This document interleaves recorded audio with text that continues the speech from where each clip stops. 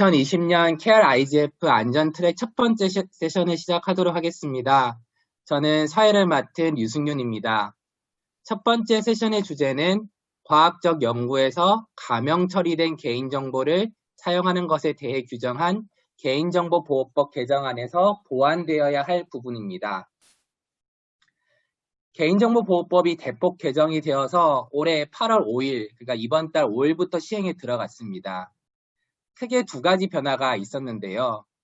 첫 번째는 개인정보보호위원회가 개인정보의 실질적인 통합감독기구가 되었습니다. 종전에는 온라인상의 개인정보 처리에 관하여는 정보통신망법에 따라 방송통신위원회가, 오프라인상의 개인정보 처리에 관하여는 개정 전 개인정보보호법에 따라 행정안전부가 각기 이렇게 소관하고 계셨습니다. 사실 이렇게 온 오프라인으로 구분해서 말씀드리는 것 역시도 아주 정확한 설명은 아니지만 여튼 이렇게 온 오프라인 구분이 어려운 경우가 많았고 그러한 경우 어떤 법이 적용이 되는지 또 어떤 부처가 집행할 수 있는지에 대해서 실무상 혼란이 많았습니다. 이러한 문제점들을 개선하기 위해서 개정법에서는 개인정보 보호 업무가 개인정보보호위원회로 단일화되게 되었습니다. 둘째는 오늘 세션과 보다 직접 관련된 변화입니다. 이 개정법은 가명정보라는 개념을 새롭게 도입했습니다. 이전법 체제에서는 단순히 개인정보와 개인정보가 아닌 정보로만 구분을 하였고 이 전자, 즉 개인정보에 해당할 경우에는 이 처리에 많은 규제가 적용이 되었습니다. 근데 이제 개정법에서 도입된 가명정보는 여전히 개인정보에 해당하기는 하지만 일정한 요건이 충족되는 경우에는 이 처리에 필요한 법적 요구사항을 완화하였습니다. 오늘 자리에 함께 하신 참석자분들은 가명정보 도입에 관한 소식을 언론 보도 등을 통해서 많이 들으셨을 거라고 생각을 합니다. 다만 이 관련된 조문을 직접적으로 살펴볼 기회가 있으셨던 분은 드무실 것 같아서 제가 간단히 소개를 하고자 합니다. 오늘 토론을 진행함에 있어서 관련 조문을 아는 게 크게 도움이 될 것 같기 때문입니다. 먼저 이게 가명정보입니다. 가명정보는 가명 처리함으로써 원래의 상태로 복원하기 위한 추가 정보의 사용 결합 없이는 특정 개인을 알아볼 수 없는 정보라고 정의가 되었습니다. 그리고 여기서 말하는 가명 처리는 개인정보의 일부를 삭제하거나 일부 또는 전부를 대체하는 등의 방법으로 추가 정보가 없이는 특정 개인을 알아볼 수 없도록 처리하는 것이라고 정의를 했습니다. 이게 가명 처리가 혹은 가명 정보가 대략 어떤 말인지는 이제 이해가 되시겠지만은 아마도 확 와닿지는 않으실 것 같습니다. 이게 오늘 토의 쟁점 2번입니다. 다음으로 이게 순서가 바뀌긴 했습니다만은 쟁점 1번과 관련해서 눈썰미가 있는 분들은 파악을 하셨을 텐데 가명 정보는 여전히 개인 정보에 해당합니다. 따라서 원칙적으로는 다른 법에서 요구하는 등의 아주 특별한 상황이 없는 한 여타의 개인정보와 마찬가지로 이를 수집, 이용, 제공 등 처리하려고 하면은 개인 정보 주체, 그러니까 개인정보의 주인의 동의를 얻는 것이 필요합니다. 그런데 이제 개정법에서는 가명 정보의 경우에는 일정한 요건, 즉 통계 작성, 과학적 연구, 공익적 기록 보존 등을 위한 경우에는 이러한 개인정보의 동의가 없어도 되도록 규제를 완화했습니다. 여기에서 통계 작성, 과학적 연구는 또 비교적 쉽게 이해가 될 것 같은데 죄송합니다. 통계 작성과 공익적 기록 보존은 비교적 쉽게 이해가 될 것 같은데 여기서 과학적 연구라는 것은 무엇을 의미하는지 특히 이것이 산업적이거나 상업적인 목적으로도 가능한 것인지에 대해서 논란이 있을 수 있어 보입니다. 이 부분이 오늘 쟁점 1입니다. 마지막으로 개정법 28조의 3 제1항인데요.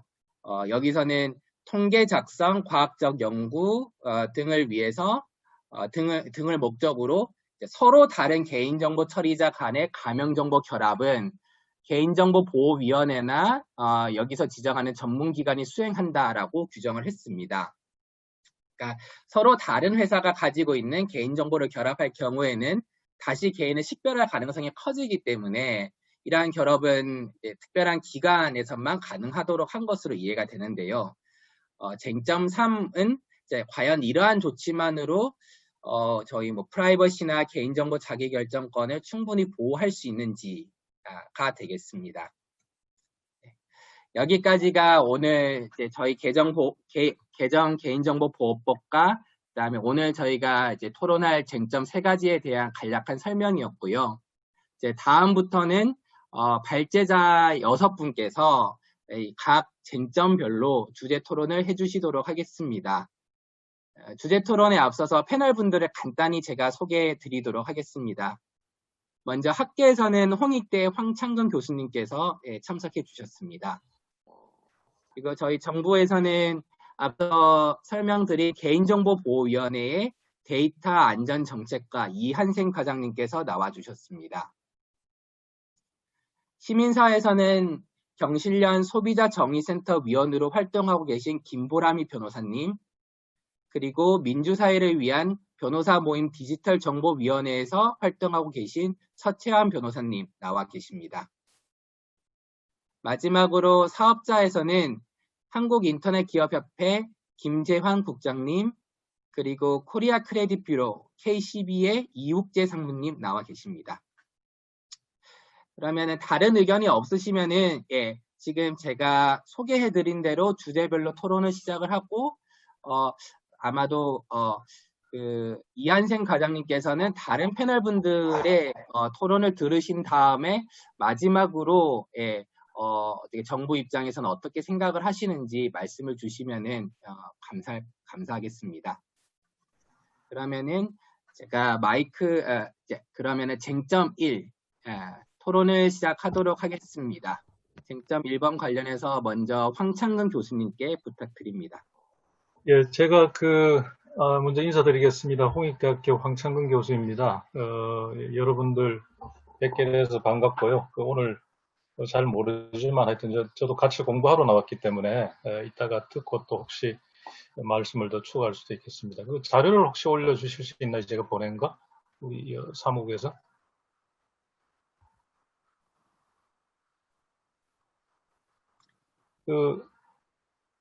우리 IDF 사무국에서 조금 자료 프레젠트 부탁드립니다.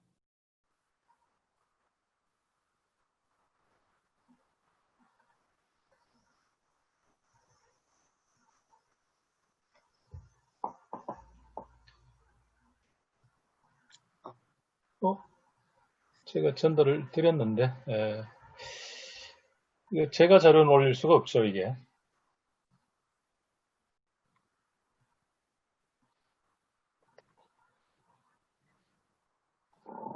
그러면 하여튼 찾는 동안에 말씀을 드리면요. 이게 이렇게 이제 쟁점 1이 과학적 연구의 범위가 어디까지야 되는가 이제 이 말씀이신데 일단 이제 문헌 해석의 관점하고 목적론적으로 한번 해석하는 이제 2가지 관점에서 비교를 해보면은 문헌 해석에서는 과학적 연구라는 것이 이제 제2조 정의 규정에서 이제 정의가 돼 있죠. 그래서 아까 우리 사회자님께서 말씀을 하신 것처럼 기술의 개발과 실증, 기초연구, 응용연구 및 민간 투자 연구 등 과학적 방법을 적용한 연구 이렇게 돼 있어서 이 과학적 연구의 범위는 이제 기초적인 연구뿐만 아니라 응용 연구, 민간 투자 연구까지 확장되는 것으로 이제 정의를 하고 있습니다. 거기다가 이제 투자 연구 등 과학적 방법을 적용한 연구 해가지고 일체의 과학적 연구로 확대를 하고 있거든요. 그래서 적어도 문헌 해석의 관점에서 보면은 적어도 산업적 활용에 포함된다 이렇게 해석할 수밖에 없다 이렇게 보이고, 다만 이게 논란이 된 것이 신용정보법이 연구의 이제 산업적 연구라는 이제 표현을 이제 분명하게 이제 두고 있는 것과 비교해가지고 개인정보보호법이 산업적 연구라는 말을 명시적으로 두지 않아서 이것이 좀 논란이 되고 있습니다만은 적어도 문헌 해석의 관점에서는 그렇게 해석할 수밖에 없다 이렇게 생각이 들고, 또 이제 이 입법 취지에서 본다면은 이제 개정의 취지가 가명정보라는 개념을 이제 만들어내고 가명정보를 활용해야 된다는 관점에서 가명정보 개념을 이제 도입을 했다고 볼 수가 있습니다. 그러면 이제 가명정보를 활용을 하는데 이제 이 활용하는 방식에 관해서 뭐 이제 나중에 보는 결합 방법이란 여러 가지 이제 규제 체계를 만들어 내 가지고 안전한 활용을 이제 그 중점을 두고 있거든요. 이제 이런 취지에서 보면은 산업적 연구를 포함하지 아니하면은 이 가명정보의 개념 도입이나 활용과 관련해가지고 별 의미가 없어지게 된다. 이런 생각이 듭니다. 그래서 적어도 이게 전체적으로 개인정보를 과학적 연구에 포함하느냐 이런 의미보다는 적어도 현행법 내에서 산업적인 이제 연구에로 이제 보는 것은 별 문제가 없는 것으로 일단은 생각이 듭니다. 이 정도 하고요. 뒤에 있는 정보 주체 권리가 어디까지 제한될 수 있느냐라고 질문을 하셨는데 저는 이 질문의 취지를 잘 몰라가지고 답변을 지금 안 하고 있습니다. 그래서 제가 물어볼 수는 없고, 그래서 이따가 혹시 우리 다른 패널 분들 뭐 말씀이 나오시면 제가 나중에 한번 제가 언급을 하도록 하겠습니다. 이 정도 마치겠습니다. 네, 감사합니다. 그러면은 지금 같은 쟁점으로 지금 김보람이 변호사님께 부탁드리겠습니다.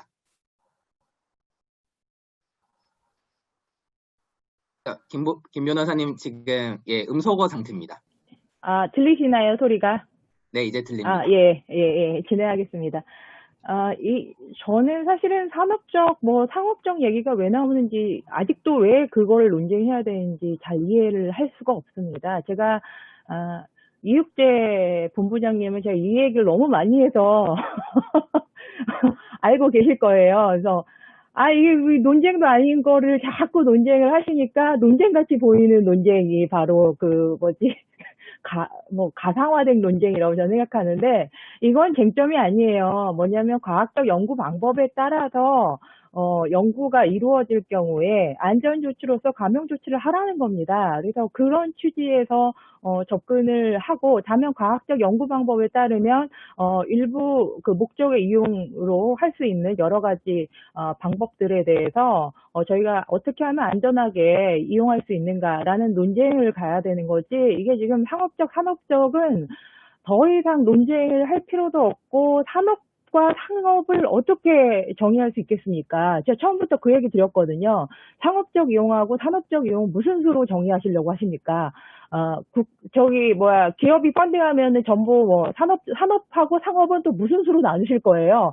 라고 항상 질문을 드렸거든요. 그래서 이거는, 만들어진 저는 쟁점이라 생각하기엔 더 이상 쟁점은 아니라고 생각합니다. 다만 과학적 연구 방법을 논함에 있어서 제가 좀 안타까운 것은 이게 그 가명 처리라는 것이요. 원칙적으로는 가명 처리에 대해서 저희가 이거 안전조치로서 사실은 개인정보 처리의 적법성 요건으로서 검토됐었어야 되는 개념인데, 이게 2018년에 가명 처리가 아니고 가명 정보라고 개념이 정의되면서 대혼란에 빠지게 되었습니다. 사실은 가명 정보라는 그 용어는 GDPR에서 예정하고 있는 그러한 맥락, 그러니까 가명 처리라는 이제 안전 조치로서의 맥락이 사실상 실종되어서 한국에 이제 도입이 됐고, 가명 정보라고 해서 모두 쓸 수 있는 게 아니에요. 가명 정보, 근데 이제 한국의 개인정보보호법은 마치 그럴 수 있는 것처럼 이제 오해를 살 수 있게 만들어져 있기 때문에, 이것이 이제, 여러 가지 혼란을 유발하는 굉장히 큰 원인이 되었다. 안전조치로서, 검토되었다면 이렇게 대혼란이 발생하진 않았을 거라는 생각이 좀 듭니다. 그러면은, 연구 방법은 무엇이냐라는 것에 대해서, 우리 보호법은 이렇게 정하고 있습니다. 기술의 개발과 실증, 기초 연구, 응용 연구 및 민간 투자 연구 중 과학적 방법을 적용하는 연구. 해서 앞에 연구의 내역에 대해서 이미 정의가 되어 있고요. 상당히 넓은 범위로 되어 있으나 그것을 제한하는 것은 과학적 방법을 적용한다. 라는 그 제한적인 요소가 들어 있습니다. 언뜻 보면, 그럼 굉장히 순환적인데? 라는 느낌. 과학적 연구 방법을 결국 과학적 방법으로, 정리를 했기 때문에, 이거 똑같은 말 아닌가라고 생각할 수 있겠지만, 거기에 굉장히 중요한 의미가 한국 법에서 이미 함의가 되어 있지만은, 표시되지 않았어요. 뭐냐, 과학적 방법이라는 것은 당연히 공인된 윤리적 기능을 기준을 포함해서 언급하는 것입니다. 이 과학적 연구 방법에는 이미 그 전 세계적으로 합의가 됐던 상당히 많은 윤리 기준들이 포함되어 있고요. 오늘날에 있어서는 그 인공지능이라든지 생체 데이터라든지 의료 데이터 등등에 관하여 프라이버시 보호를 위한 여러 가지 연구 윤리 기준들이 점점 강화되고 있고, 이러한 기준을 지키지 않은 연구는 아예 그 연구의 세계에서 더 이상 편입되지 못하는 과학적 연구 방법에 해당됩니다. 예를 들면은 저희가 이미 그 예전에 누구죠? 그 황 교수님의 그 연구윤리 위반 이슈로 한번 나라가 난리가 났었지 않습니까? 그러니까 그런 식으로 프라이버시도 이제 당연히 공인된 윤리 기준에 포함돼서 검토되어야 되는 것이고, 이 과학적 연구 방법에 있어서 윤리 기준에 대해서는 지금 EU에서도 여러 차례 이제 페이퍼가 나오고 있습니다. 그래서 그런 맥락에서 과학적 연구 방법 의 맥락을 좀 이해를 한다면은 지금 개인정보보호법이 추구하고자 하는 그런 측면을 좀 이해가 쉽지 않을까라고 그렇게 생각합니다. 예, 여기까지입니다. 네, 감사합니다. 다음으로는 역시나 시민사회 쪽에서 서채원 변호사님 말씀 듣겠습니다. 네. 그 과학적 연구의 범위와 관련해가지고 논쟁이 많다라고 하는데, 김보람이 변호사님께서 말씀해주신 부분들 1차적으로 공감을 하고요.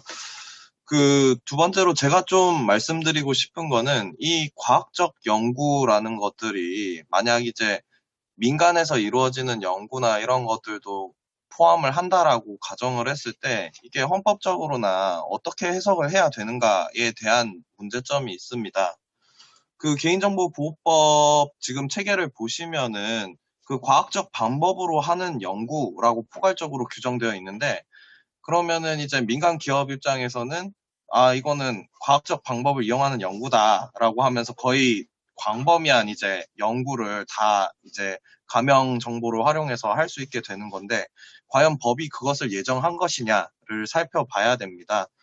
뭐 가령 지금 가장 큰 문제점은 그런 가명 과학적 목적의 연구 목적 제한이라고 하는데, 과학적 연구 목적이 인정이 되면은 정보 주체의 권리가 모두 전면 배제되는 형태를 취하고 있어요. 저희 개인정보보호법 가명 처리 특례에서.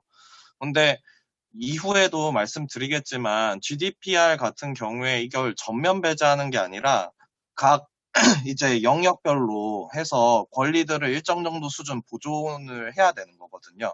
근데 이런 형태에서 그러면은 과학적 연구를 어떻게 해석할 것인가가 쟁점이 되는 거고, 정보 주체의 자기결정권 자체를 전면 배제하는 거기 때문에 가면 정보가 개인정보인 이상 비례성의 원칙이라든지 아니면은 뭐 법률 유보의 원칙이라든지 헌법상의 원칙은 적용이 돼야 됩니다.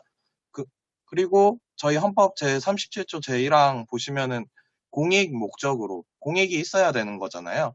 근데 이제 기업에서 그러면은 연구 결과를 영리 목적으로만 했을 때 일정 부분 공익적인 연구도 있겠습니다만 그 연구가 다 공익적이라고 할 수는 없죠, 기본적으로. 그랬을 때 그 과학적 연구에 대해서는 이게 공익성이 인정돼야 된다가 기본적으로 베이스가 깔려야 된다라고 저는 보고 있습니다. 그리고 GDPR이나 이런 것에서 이제 좀 추상적으로 규정을 하고 있는 게 있는데요. 거기에 대해서 이제 뭐 유럽 어드바이저라든지 이런 분들도 역시 그 문건들을 이제 만들어내고 있습니다. 그 문건들을 좀 상세히 살펴보시면은 모든 이제 데이터 처리의 기본 원칙은 그 기본 기조의 공익이라는 목적을 깔고 시작을 하는 것이다 라는 것을 전제하는데요. 이러한 관점에서도 봤을 때 지금 현재의 과학적 연구를 너무 폭넓게 해석하고, 그리고 과학적 연구 자체로 모든 가명 정보의 이제 뭐 제3자 제공이라든지 아니면은 정보 주체 고지를 안 한다라든지 이런 것들을 다 허용하는 구조는 조금 문제가 있을 수 있다라는 지점을 좀 지적하고 싶습니다. 네, 이상입니다. 네, 감사합니다. 다음으로는 저희 사업자를 대표해서 나오신 한국인터넷기업협회 김재환 국장님 말씀 듣겠습니다. 네, 안녕하세요. 인터넷기업회 김재환입니다. 먼저 이런 자리에 초대해 주셔서 감사드리고요. 매년 KRIGF 코리아 그 인터넷 거버넌스 포럼에서 좋은 행사들 많이 개최하고 계신데, 뭐 이렇게 온라인상에서지만 이렇게 만나 뵙게 돼서 영광입니다.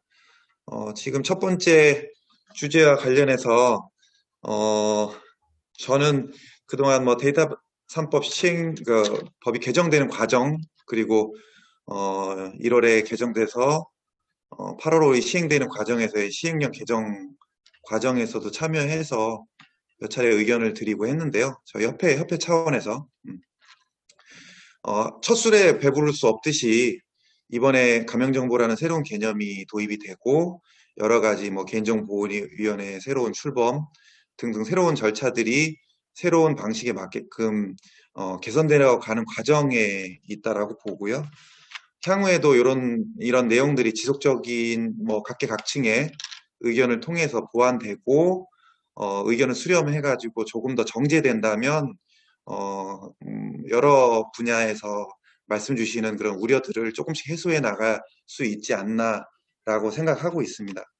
뭐 과학적 연구의 범위, 그리고 신용정보법과 달리 개인정보보호법에는 법문에 명시적으로 과학적 연구 또는 상업적 목적의 통계 작성 등에 대한 내용이 없지만, 황창근 교수님께서 말씀 주신 것처럼 뭐 문헌적 해석 또는 데이터 3법 개정 뭐 경과나 국회에서 논의된 과정 등을 통해서 이 부분은 뭐 과학적 연구가 가능하냐, 산업적 목적의 통계 작성이 가능하냐, 이 부분은 이제 뭐 논란의 여지는 없다고 판단됩니다. 최근에 뭐 행정안전부에서도 Q&A 자료를 배포하면서도 그런 부분들을 명확하게 입장 표시를 한 사안도 있고요. 그래서 이런 부분들은 뭐 논란은 없다고 보고 있고, 더 이상 그래서 그 부분에 있어서는 뭐 더 드리는 말씀은 없을 것 같고요.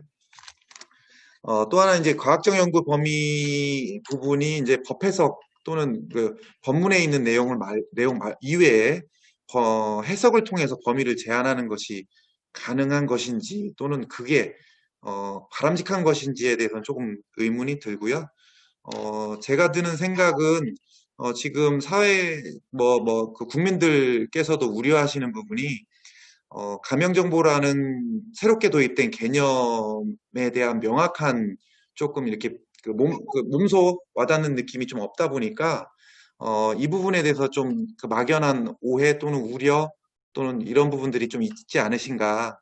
그래서 가명정보도 사회자분께서 말씀하신 것처럼 개인정보의 범위에 포함되긴 하지만 명확히 다른 개념 구분이 돼 있는 거고, 그 개념 구분에 따른 정보의 이제 정립이 필요하거든요.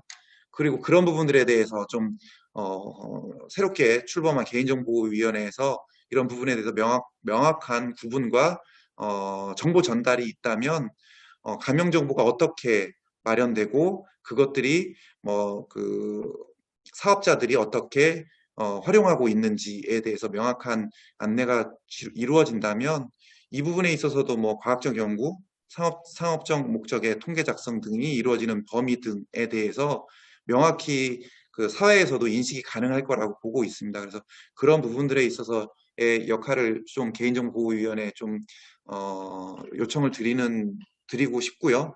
그래서 그런 부분들이 개인정보와 가명정보의 그 개념이 다르다. 그리고 활용되는 부분에 있어서 좀 걱정을 좀 덜 하셔도 된다라는 정도의 충분한 홍보가 있어야 되지 않는가라는 거고요. 정보 주체 권리 부분도 제한되는 부분, 제한이라는 용어보다는 가명정보라는 개념에 따라서 활용되고 있다라는 그 방향, 그 결로서 이해를 해주시면 좋지 않을까라는 생각을 하고 있습니다. 이상입니다. 네.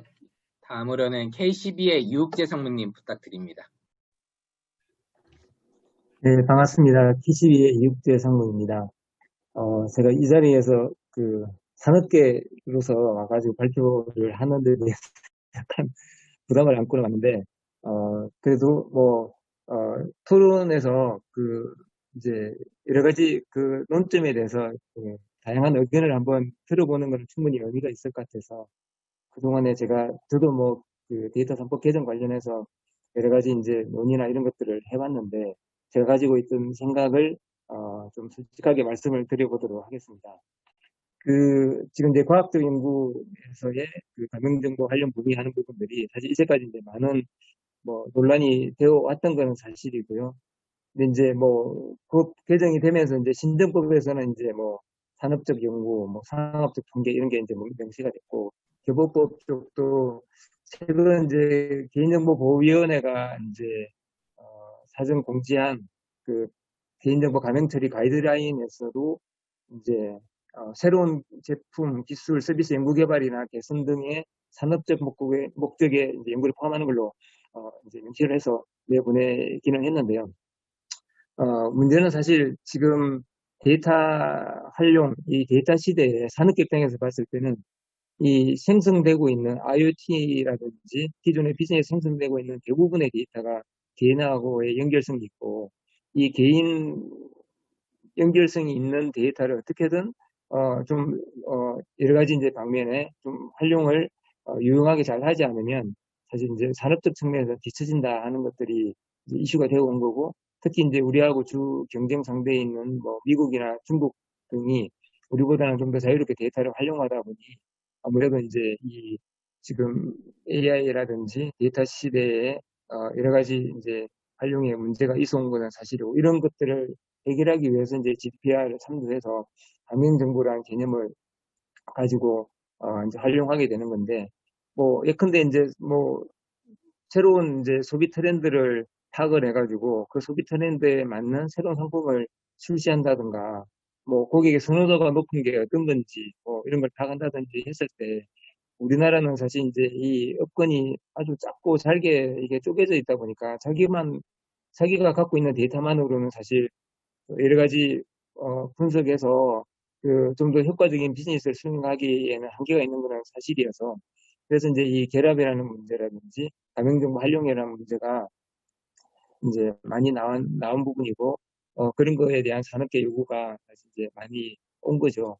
그래서 전체적으로 봤을 때는 이제 가맹정보 활용의 길은 어떻게든 트야 되는데 이거를 이제 얼마나 안전하게 이제 잘 활용할 것인지에 대한 부분이 아까 이제 김보람이 변호사님 말씀대로 중요한 부분이고 그래서 이제 가명 처리를 어디까지 어떻게 잘할 것이냐 사실 이제 이 부분이 문제인데 이게 사실 그 명확한 잣대로 가명 처리는 이렇게 해야 돼 이게 정의하기가 사실 쉽지 않다 보니까 향후에도 이제 어느 정도의 논란은 지속적으로 이루어질 것으로 보입니다.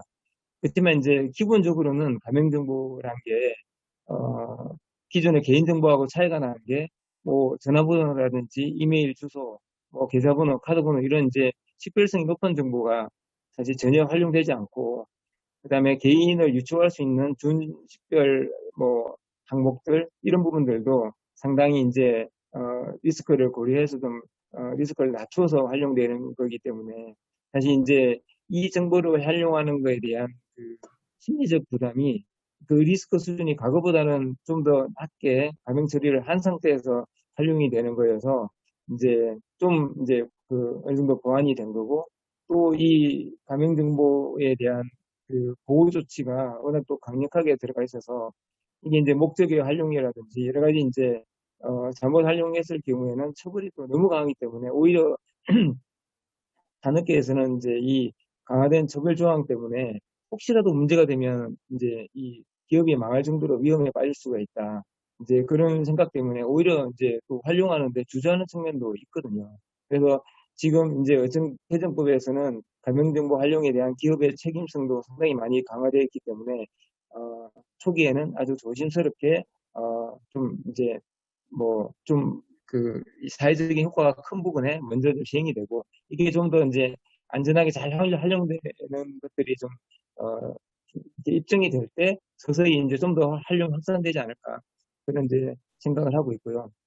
그다음에 이제 이 권리 제한과 관련해서도 지금 이제 뭐 교보법이나 신정법에서 권리 제한이 되는 부분이 대부분 수집 출처 고지라든지 파기, 뭐 유출 통지, 그냥 정정 삭제, 뭐 동의 특례 뭐 이런 부분들이 이제 권리 제한이 되는 부분인데 이 대부분이 왜 권리 제한이 되냐면 그 감형 처리를 했기 때문에 개인을 식별할 수 없기 때문에 예를 들어서 유출이 됐는데 통지를 하려고 하면 사실 그 누군지가 식별성이 없기 때문에 통지를 하기 어려운 부분에 대해서 대부분의 권리 제한이 이루어진 거고 근데 이제 이거를 역으로 권리 제한을 없애기 위해서 감형 정보에 대해서 유출 통지를 하게 하면 어딘가에는 이 감형 정보를 다시 유출 통지를 위해서 누군지를 확인하기 위한 정보를 또 어딘가에 남겨놔가지고 다시 재식별 가능성을 남겨놔야 되기 때문에 이게 또 이제 개인정보의 그 보호에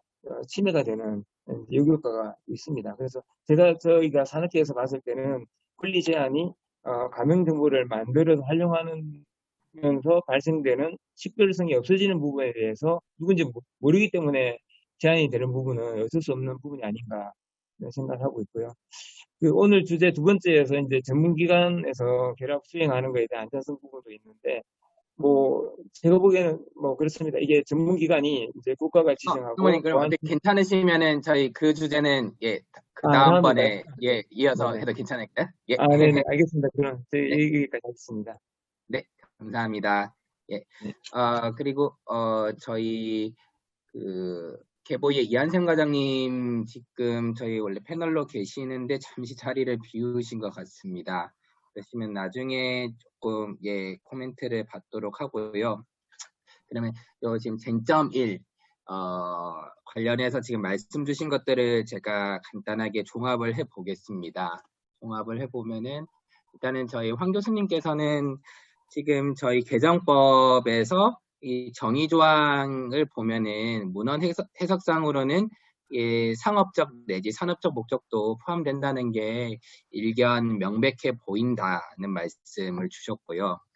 네, 또 김보람이 변호사님은 이게 아예 논쟁거리도 아니다 이렇게 이제 말씀을 시작을 해주셨는데 이 감형 처리라는 것은 이게 안전 조치로 저희가 사실은 도입이 됐어야 되는 건데 입법상 여러 가지 조금 아쉬운 점이 있다라는 말씀 주셨습니다. 이어서 서 변호사님께서는 헌법적인 그 문제를 제기를 하셨는데요. 이 과학적 연구에 이 영리 목적의 연구가 포함이 된다면은 분명히 그 중에는 공익성이 인정되지 않는 연구도 있을 텐데 이러한 그 연구를 위해서 정보 주체의 기본권을 제약하는 것이 과연 정당화될 수 있겠느냐는 부분 지적을 해주셨습니다. 다음으로 저희 김재한 국장님께서는 역시나 이거 문헌 해석뿐만 아니라 그 데이터 3법이 개정됐던 경과를 보더라도 이 과학적 연구에는 상업적 연구도 포함이 된다는 말씀을 주셨고요. 그래서 김보라비 변호사님이랑 좀 반대 입장에서 이건 더 이상 논란거리도 아니다라는 말씀 주셨습니다. 마지막으로 이육재 상무님께서는 그 개보위에서 나온 가이드라인에서도 이미 이제 산업적 목적이 포함되는 것으로 지금 해석을 하고 있다는 말씀 주셨고, 다음으로 더 중요하게 지금 저희가 4차 산업혁명이나 사물 인터넷, 뭐 빅데이터 이런 지금 이제 시대에 살고 있는데 이러한 시대에서 저희가 산업적 목적으로 감형 정보를 동의 없이 처리하는 것은 뭐 불가피한 거고 또 이런 취지로 지금 데이터 3법이 개정된 거다라는 말씀 주셨습니다. 저희가 요거 관련해서 혹시 뭐 패널 분들 사이에서 더 뭐 추가로 말씀을 주실 사항이 있으실까요? 제가 잠깐 예. 예, 황 교수님 하시고 네, 그다음에 보람이 변호사님 말씀 주십시오. 예. 제가 이제 저도 이게 그 쟁점을 그냥 받고 뭐 따로 물어보질 않아서 왜 이런 걸 하실까 이게 생각을 하고 그냥 제가 생각하는 정도에서 말씀을 드렸는데 지금 아까 이제 그 서 변호사님 말씀하신 게 이제 굉장히 이제 중요한 쟁점은 됩니다. 이를테면 이제 우리 여기 이제 과학적 방법을 적용한 연구가 우리가 이제 헌법적으로 보면 법이 이제 개인의 자율적 영역이나 사적 영역에 이제 침투를 할 때 공익적인 목적이 없으면 법이 침투할 수가 없습니다. 그건 아주 기본 중에 기본이죠. 우리 헌법에서는. 그런데 이제 문제는 이제 공익의 농도가 이제 일정하질 않아요. 우리가 사익을 0으로 보고 공익을 10으로 보면은 공익이 5부터가 공익인지 6부터가 공익인지 아니면 한 9 정도 돼야 공익인지 잘 알 수가 없거든요. 그래서 이제 공익에 이제 공익이란 이름으로 이제 우리 개인의 사적 영역에 이제 침투되는 것이 이제 일반적인 최근에 이제 경향입니다. 법의 경향이어가지고 우리 뭐 가정생활이라든지 부부생활, 하다못해 학교에서 친구들 간의 문제까지 지금 이제 법이 다 개입돼가지고 침투되어 있는 상황입니다. 그래서 이제 공익의 농도를 일정하게 딱 우리가 유지할 수 없기 때문에 지금 여기서 말하는 과학적 방법을 적용한 연구라는 이제 그 용어를 쓰고 앞에 예시를 하고 있는데 이게 과연 여기에 이제 공익적인 것과 사익적인, 공익적이 아닌 것을 구분하기가 굉장히 어렵습니다. 그러니까 지금 말씀대로 사적인 이익만을 위해서 이제 과학적 연구가 이루어진다면 이건 이제 우리 법이 개입할 이제 부분은 아닌 건 분명해요. 그런데 이제 법이 이제 그렇게 아주 정치하게 이렇게 만들어낼 수 있는가? 이게 조금 이제 그 의구심이 좀 있죠. 그래서 그게 한계인 것 같습니다. 그래서 지금 이제 이 쟁점 일에 이제 문제가 되려면은 이 과학적 방법을 적용한 연구가 좀 더 이제 세밀하게 이제 그 하나씩 추출을 해가지고 진짜 0이나 1에 2에 가까운 사익에 가까운 쪽에 과학적 연구 방법을 뽑아내는 작업은 좀 필요할 것 같긴 해요. 그런데 과연 이제 그거는 좀 실증적인 뭐 이제 결과가 좀 나와야 되는 거지. 현재 우리가 추상적으로 이거는 우리가 선음이 없었는데 이거는 이제 0이나 1에 가까운 사익에 가까운 것이다. 이렇게 하기는 조금 어렵지 않을까 이런 생각이 들고 하여튼 뭐 그런 우리 서 변호사님 잘 지적을 해주셔가지고 그 말씀을 듣고 이런 생각이 좀 들었습니다. 예, 이상입니다. 예, 감사합니다. 김 변호사님, 예, 말씀 주십시오. 지금 김 변호사님 음소거 상태입니다. 예. 서천, 변호사님께서 되게 좋은 지적을 해주셨고, 근데 이제 아까 이제, 이육재 선생님하고, 그다음 김재한 선생님께서 말씀하신 것 중에 오해의 소지가 있지 않을까 싶은 부분이 몇 가지가 있어서 다시 말씀을 드리는데요. 과학적 연구 방법은 원칙적으로 연구 윤리라는 것이 굉장히 중요한 가치와 그 다음에 절차로서 포함을 하고 있습니다. 그래서 그런 부분이 굉장히 강조되어야 되고요. 또 AI 시대와 시대에 있어서 오히려 프라이버시의 연구 윤리는 더욱더 중요해졌다라는 점들을 최근에 관련되는 그 윤리적 AI 연구 이런 것들에 대한 계속적인 가이드가 나오고 있거든요. 그래서 그런 측면에서 보면은 그 관련된 가이드라인을 보면은 가명 처리, 익명 처리에 대한 언급이 모두 다 언급이 되고 있습니다. 대부분의 그 연구 윤리 언급을 하고 있는 곳에 있어서 그 얘기는 뭐냐면 가명 처리를 했다고 해서 이게 오케이가 되는 게 아니에요. 원칙적으로 동의를 받을 수 있으면 동의를 받아라. 우리 소위 말하는 informed consent를 하라는 얘기가 100% 나오고요. 그게 이제 쉽지 않거나 또는 이제 뭐 세컨더리 유즈를 할 경우에 어떻게 할 것이냐 이런 논리의 측면에서 언급이 되고 있는 것이기 때문에 다시 한번 말씀드리지만은 과학적 연구 방법은 원칙적으로 informed consent를 받아야 됩니다. 그것이 바로 과학적 연구 방법의 절차 중에 하나고요. 그렇지 않았을 경우에 그 피험자, 실험자가 되는 사람들에게 상상할 수 없는 그 손해를 끼쳐왔다는 것이 이러한 연구윤리, 프라이버시 분야에서 연구윤리가 발전된 굉장히 큰 계기들이 있었거든요. 그래서 그런 측면에서 당연히 검토가 되어야 되고요. 우리 개인정보보호위원회도 그런 측면에서 가명 처리 또는 가명 정보는 사실은 저는 가명 처리가 조금 오해되어 나타난 법문이라고 생각하지만 아무튼 그런 측면에서 개인정보 주체의 권리와 함께 검토되어야 된다고 생각합니다. 그래서 그런 부분들이 조금 오해가 없었으면 좋겠다는 측면에서 간단히 언급하고 넘어가도록 하겠습니다. 예. 네, 감사합니다. 혹시 좀 사업자 쪽에서 뭐 서 변호사님 지금 뭐 추가 말씀이 있으신가요? 예, 예, 간단하게 말씀하시면은 예, 한 1분 내로 말씀 부탁드릴게요. 예. 그 공익이라는 거에 대해서 이제 모호한 기준이긴 하지만요. 그 유럽 판례법에 의해서 정의된 얘기를 제가 조금 말씀드리고 싶은데 사회적 필요가 있는 이익을 말을 합니다. 그리고 그 반대되는 것들이 사적이나 아니면은 상품적 이득을 추구하는 그런 사적 영역에 대해서는 거에 반대되는 것을 이제 그 유럽 인권재판소에서 보는 공익인데요. 뭐 아까 말한 맥락이랑 비슷한 얘기도 하고 그 김재환 선생님께서 말씀해 주신 내용 중에 아니 법이 아니라 해석으로서 이게 그 뭐 제한이 될 수 있는가라고 하는데 저희 이제 법 체계를 보시면요. 조문이 명확성과 그 내용을 담보하지 못하기 때문에 법원의 해석과 결합해서 최종적으로 어떻게 해석해야 된다라는 기준이 사법부가 판단을 하고 있습니다.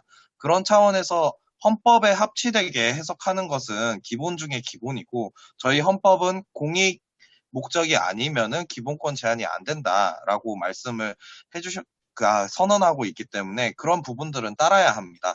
그리고 조금만 더 얘기하겠습니다. 이육재 선생님께서 말씀을 해주셨는데 이 가명 정보이기 때문에 이제 제한의 정도가 다를 수가 있다. 권리들이 이제 뭐 하는데 저희 지금 규정은 권리를 제한하는 게 아니라 배제를 하는 겁니다. 그러니까 말씀대로 가명 정보도 개인 정보이기 때문에 그런 고지나 유출 고지나 이런 것들은 권리가 제한될 수 있는 거지 전면 배제될 수 있는 게 아니에요. 특정한 상황이나 뭐 예를 들어서 GDPR 같은 경우에도 그런 제가 조금 더 말씀을 드리면은 GDPR에서도 그 모든 권리를 배제하라고 얘기하지 않아요. 과학적 목적이라고 하더라도. 일정 부분 제한할 수 있는 거고 그리고 그게 이제 뭐 예를 들어 연구의 목적을 다 달성할 수 없게 한다라든지 그런 경우에 한정해서 이렇게 제한할 수 있는데 우리 법은 그냥 이제 가명 정보 과학적 목적만 되면은 다 없애버리겠다 권리를. 그리고 뭐 결국에는 뭐 처벌이 강화되고 이제 관리가 강화되고 기업이 일정 정도 부담하는 부분이 있는 거 압니다. 그리고 뭐 책임성을 다 하시려는 부분도 아는데 이제 문제는 거기에 배제되어 있는 게 정보 주체라는 거예요. 결국에 활용되는 정보는 정보 주체, 개인정보 자기결정권인데 정보 주체는 거기에 개입할 여지가 없는 것이죠. 그리고 공익 목적인지 아닌지 이런 것들을 심사할 안전장치도 없다. 이런 점들이 현행 입법의 문제라고 할 수 있습니다. 네, 제 네, 생각이었고요. 네, 이상입니다. 감사합니다. 저희 김 국장님이나 이상무님 혹시 뭐 반론 있으실까요? 네, 김 국장님 말씀 주시죠. 네, 뭐 말씀 주신 거 잘 이해했고요.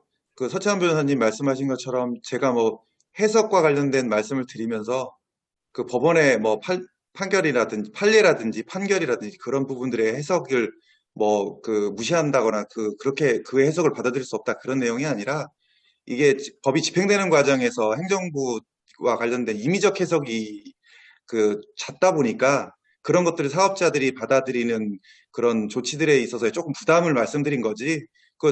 서 변호사님 말씀하신 부분에 공감합니다. 예, 이상입니다. 네, 이상무님. 예, 이상무님 말씀 주십시오.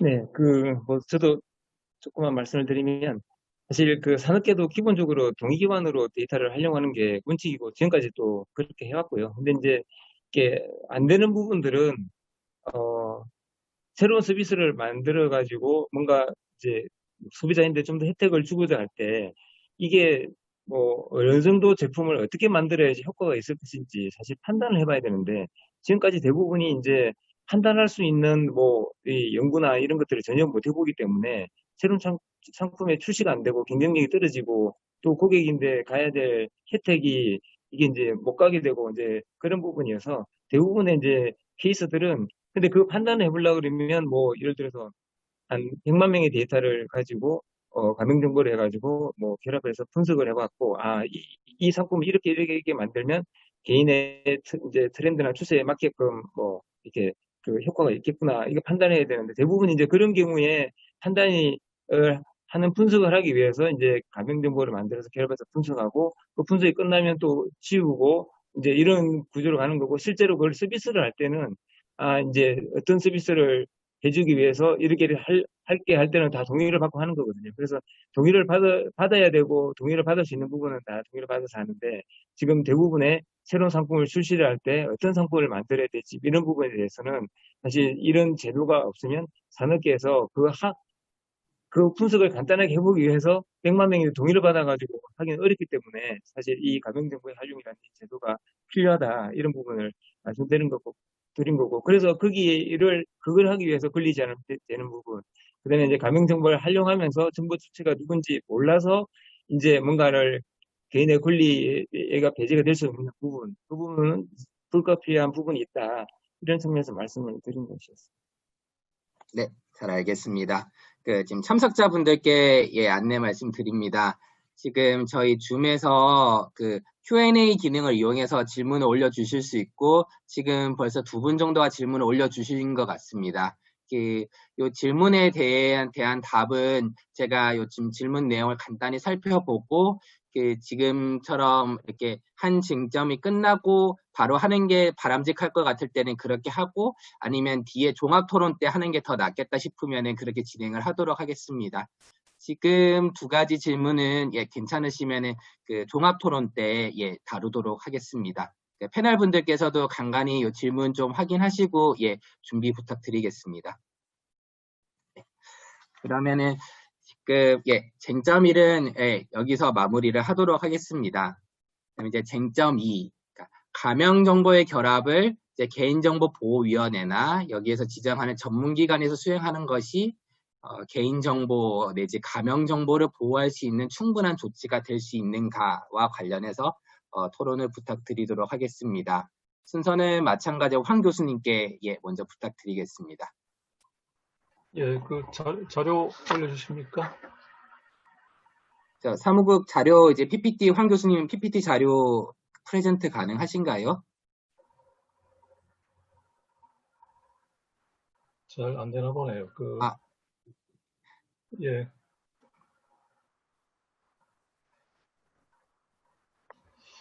이제 2번째 질문은 이게 이제 현재 보호위원회 등에서 전문기관을 수행하는 것이 이제 충분한 조치냐 이렇게 물었는데 원래 이제 문제에 대해서 그대로 답변하면은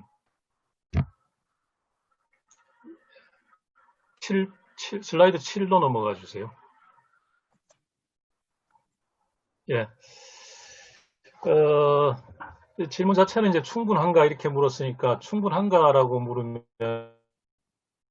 뭐 답변하기가 충분하다, 충분하지 않다 이렇게 말씀을 드려야 되는데 일단 현재 상태에서 보면은 그러면 이제 이 제3의 결합기관이 지정되지 않았을 때 그럼 어떻게 할 것인가 이렇게 반대로 생각을 해보면은 결합기관이 상대적으로 좀 필요하다 이렇게 보이고 또 그 결합기관은 전문기관일 필요가 있다. 이 이제 2가지 관점에서 이제 말씀을 드립니다.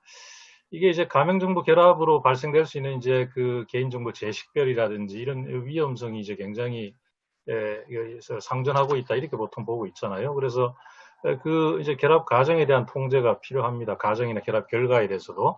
그래서 이런 경우에 통제를 개인정보 처리자 자체에게 맡길 거냐, 자체적인 통제를 할 것이냐, 아니면 외부에 의한 통제를 할 것인가에 이제 선택 문제 같습니다. 이런 통제가 전혀 필요 없다 그러면은 이제 더 이상 뭐 논의할 이유가 없어지고요. 그러면 적어도 내부적 통제보다는 외부적 통제가 훨씬 더 통제의 실효성이 담보될 수 있겠다 이런 생각이 듭니다. 그다음에 그러면 전문기관이 필요하냐? 이제 전문기관은 여기 보면 우리가 이제 전문 결합기관이다 이렇게 얘기를 하고 있는데 누구든지 이렇게 통제를 할 수 있도록 만든다. 이를테면 자율적인 통제기관. 개인정보 처리자들이 모인 무슨 협의체 같은 데서 자율적인 통제기관을 만든다. 이런 것도 가능한데, 근데 그 전문성이 적어도 이제 담보돼야 된다 이렇게 생각이 됩니다. 그래서 적어도 우리 법이 이제 개인정보보호법뿐만 아니라 여러 법에서 가지고 있는 이제 전문기관을 가지고 있는 여러 가지 이제 법제들이 있는데 이거는 이제 해당 업무에 대한 이제 전문성을 전제로 해가지고 그 해당 업무에 대한 이제 신뢰성이라든지 안전성 또는 안정성, 객관성을 이제 담보할 수 있는 이제 아주 기본적인 것이다 이렇게 보고 있고요. 그 다음에 이제 여기 이제 지정을 한다. 이제 보호위원회나 이제 관계 중앙행정기관의 장이 지정을 하는데 이 지정 행위는 이제 우리 법상 소위 말해서 이제 행정행위라고 하는 건데 이거는 이제 이 지정된 사람들에게 이제 안정적인 그 법적인 지위를 부여를 하게 되고 그게 기본적으로 첫 번째는. 2번째는 행정기관에게 책임을 준다는 겁니다. 행정기관이 지정을 잘못하거나 지정을 통해 가지고 그 운영 과정에서 어떤 이제 감독을 제대로 하지 못한 경우에는 감독 책임을 물릴 수가 있다는 의미가 있습니다. 그러니까 이 지정을 통해 가지고 당의 행정기관이 최종적으로 이 통제에 관한 책임을 같이 공동으로 진다는 의미가 있습니다. 그런 점에서 보면은 적어도 자체적인 통제나 자율적인 통제보다는 제3의 이제 전문기관에 대한 통제가 훨씬 더 보다 낫다 이렇게 이제 말씀드릴 수 있겠습니다. 예, 이상입니다. 네, 감사합니다. 예. 다음으로 김 변호사님 부탁드립니다. 저기 화면을 조금 내려주시겠어요? 예, 감사합니다. 이게 잠시만요. 예, 이게 지금 결합과 관련돼서 이제 두 가지가 문제가 저는 좀 된다고 생각을 합니다. 하나는 이제 절차에서 저희가 이 결합과 관련돼서 과거부터 문제 제기했던 것들이 이제 해소가 되었는지, 그 다음에 이 결합이 무제한적 결합을 이제 만약에 허용을 하게 된다면 사실상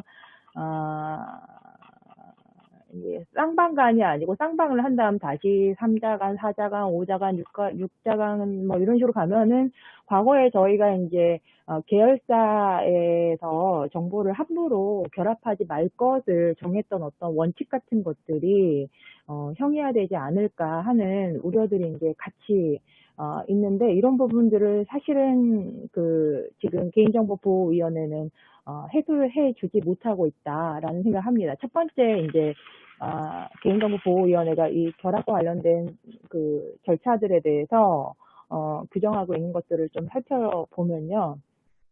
이게 이제 이미 저희는 개인정보보호법 오기 전에 비식별화 가이드라인을 통해서 결합에 대한 문제를 이미 인지를 좀 했습니다. 뭐냐면 2016년 이후에 박근혜 정부 때 그 비식별화 가이드라인을 통해서 결합이 한 20, 30건 정도 이루어졌었습니다. 대부분 이제 신용 회사와 그 다음에 금융사와 통신사들의 결합을 통해서 이루어졌던 것이었는데, 그때 이제 좀 황당했던 게 뭐냐면 개인정보 주체들은 그 정보에 접근을 할 수가 없는 거예요. 그래서 당시에 관련된 어느 회사가 어떤 방법으로 결합을 했는지 접근할 수 없어서 그 관련된 정보를 얻기 위해서 국회를 통해서 정말 어렵게 어떤 회사들이 관련되어 있는지를 알았지만은, 그치만 또 어떤 방법으로 어떻게 했고, 그 다음에 그것에 대해서 정보 주체들한테 통지는 이루어졌고, 뭐 이런 것들이 전혀 이루어지지 않았어요. 그러니까 투명성과 정보 주체에게 개방돼서 참여할 수 있는 그런 장치가 전혀 없었던 것이에요. 근데 이번에 개인정보보호위원회에서 이제 개인정보보호법상에 아마 이제 개인정보보호위원회가 새로 출범을 하기 때문에 여기에 대해서는 좀 더 구체적으로 절차가 과거에 문제 제기됐던 것들이 이제 다 들어가지 않을까 싶은데, 그때 문제됐던 투명성과 개방성과 참여성 이슈가 전혀 개발되지 않았다는 점을 굉장히 큰 문제로 제기하고 싶고, 그다음에 파기 부분도 굉장히 애매합니다. 개인정보보호법은 그나마 그래도 뭔가 이제 저희가 개선책을 찾을 수 있는 여지가 있는데, 신용정보법은 정말 가관이라고밖에 저는 표현할 수가 없는 수준입니다. 개인정보보호위원회가 빨리 신용정보보호법상에 결합 절차를 빨리 자신의 통제 안에 넣고 그 다음에 해결을 해 주어야 이 문제가 해결된다라고 생각하는데, 첫 번째 이거 일본에서요 이미 오래전에 그 익명 가공의 법률 가공 정보에 따라서 처리할 때도 이때도 일본조차도 사실은 투명성 원칙 굉장히 강조해서 법에 넣고 있거든요. 그런데 그런 부분조차도 지금 우리 법에는 조금 클리어하지 않습니다. 그래서 투명성과 그리고 개인정보 주체들이 참여해서 자신의 권리를 행사할 수 있는 개방성과 참여성을 법에 꼭 넣어주실 그 개인정보보호위원회와 고시나 이런 걸로 조금 세분화시켜 주실 것을 요청을 드리고요. 또 한 가지는 이제 아까 말씀드렸다시피 저희가 예전에 그 금융계열사들이 함부로 막 정보들을 막 쓸 수 있도록 예전에 관련 규정이 있었거든요. 동의도 받지 않고. 근데 지금 이렇게 결합을 허용을 할 때, 지금 기관을 통해서 허용을 할 때, 이제 만약에 거대 계열사 회사 안에 관련되는 이제 회사를 하나 만들 수 있지 않겠습니까? 민간 회사가. 그래서 S 계열사 안에 이런 결합을 할 수 있는 작은 회사를 하나 만들어서 S 계열사 회사 것만 우리 전부 다 결합한다 해가지고 돌려가지고 결합을 하면 일시에 한 DB로 딱 형성이 될 수도 있어요. 물론 눈 가리고 안 오시고 모른다고 할 수도 있겠지만, 그래서 그런 것들이 지금 개인정보보호법이나 신용정보법에 명쾌하게 정리되지 않았습니다. 그래서 이번에 출범하는 개인정보보호위원회에서는 그러한 점을 정리해주지 않는다면 과거에 2016년, 2017년에 발생했던 그 비식별화 가이드라인에 따라서 식별 가능했던 그 위험성을 다시 한번 저희가 직면할 수 있기 때문에 그 부분을 조금 빨리 보완해야 된다 이렇게 생각합니다. 예, 감사합니다. 네, 감사합니다. 예, 김 국장님 바로 부탁드리겠습니다. 죄송합니다. 예, 이제 서채환 변호사님 먼저 하시고 김 국장님 가겠습니다. 네, 최대한 짧게 말씀드리겠습니다. 저희 개정법은 개인정보보호위원회나 아니면은 이제 관계행정기관이 지정한 전문기관에서 이제 결합을 할 수 있도록 하고 있잖아요. 근데 사실 좀 어색한 부분은 이렇게 국가가 나서가지고 이제 데이터 결합을 장려하는 형식의 이런 형태의 법률이 개인정보보호법에 있는 것은 다소 어색하다. 근데 그래서 개인정보보호법에 부합하려고 하면은 그 전문기관이나 아니면 국가의 개입이 결국에는 결합으로 발생할 수 있는 부작용, 그리고 정보 주체의 권리 침해, 이런 부분들을 조금 더 세밀하게 감독할 목적이어야 되는데, 저희 같은 경우에는 지금 정책의 기조 자체가 공적 개입이 이제 전문기관을 지정하면 끝나는 것처럼 되어 있습니다. 요번에 이제 시행령 개정 국면에서도 저희 시민단체와 이제 기업 간의 대립으로 뉴스 기사나 이런 데서는 엄청 많이 비추어지고 있는데요. 저희가 요구하는 것은 기본적으로 그런 데이터 결합이 예를 들어서 가명정보와 가명정보를 결합하면은 이건 가명정보가 되는 게 아닙니다. 다들 아시고 있다시피 결합하면 결합할수록 그 식별성은 높아지고, 특히 저희 예전에 지난 정부일 때 데이터 비식별 조치 가이드라인에 따라서 결합을 할 때 대기업에서 어떤 일을 했냐면은 S모 계열사 이거 결합을 여러 번 돌려요. 여러 번 돌려가지고 각각 이제 산출되는 결과를 가지고 식별 가능성이나 이런 것들을 계속 분석을 하는 건데, 이런 지점들에 대한 부작용을 어떻게 해결할지에 좀 더 방점이 맞춰야 되는 겁니다. 그래서 저 같은 경우에는 기본적으로 이번 시행령이나 이런 데서 재밌다라고 보기에는 어려운 게, 이제 결합한 데이터를 이제 가명 정보로 만들거나 해서 이제 반출할 수 있도록 하고 있는데, 이런 반출은 상당히 좀 위험한 수준이라고 보이거든요. 이제 일단 결합된 데이터이기 때문에. 그리고 결합된 이제 데이터를 통해서 나오는 연구 결과를 이제 기업 간 공유를 하는 것과 이제 가명 정보 그 자체를 반출하는 것과는 다른 문제인데, 이런 것에 대한 고민이 조금 떨어지고, 또한 이제 결합은 언제 할 수 있는가, 이런 거에 대해서도 아까 과학적 연구와 맞물려서 고민을 해야 될 지점이, 그러면은 이제 고객 분석이나 마케팅 목적으로 내가 데이터 결합하는 거는 전문 기관을 통해서 하면 모두 다 되는 거냐, 이런 것들에 대해서 좀 고민을 할 필요가 있습니다. 이런 지점에서 전문기관 지금 특히 결합에 시민사회단체가 민감해하는 거는 이 결합이라는 것 자체가 식별 가능성을 높이기 때문입니다. 이런 부분들은 예전에 유럽이나 아니면은 미국 이런 데서 연구되었던 그런 논문들에서도 이런 결합을 할수록 식별 가능성이 높아진다라는 지점들을 지적을 했었고요. 네, 이 정도로 제 발언 마치도록 하겠습니다. 이상입니다. 네, 감사합니다. 김 국장님. 네, 그 제가 그 개인정보법 시행령 개정 과정에서 저기 마지막 절차에서 가서 말씀을 드렸는데 그쪽에서 우려하시던 바가 서 변호사님 말씀하시는 것처럼 결합이 반복될수록 식별 가능성이 높아진다. 그래서 이 결합을 통해서 개인이 식별할 수 있지 않겠냐라는 말씀을 많이 주셨었어요.